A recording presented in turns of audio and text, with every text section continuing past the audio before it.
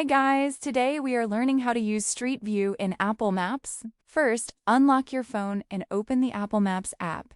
Make sure your internet connection is turned on. Now zoom in on the map using a pinch gesture. Find the street or location where you want to see the street level view. Once you've found the location, press and hold on the street. A location card will appear with different options. If Look Around is available for that location, tap it to open the street level view. You can then swipe around to explore the area. Move your finger across the screen to look around and tap the arrows to move down the street and explore different areas. If you don't see the Look Around option, it means the feature isn't available for that location or region yet.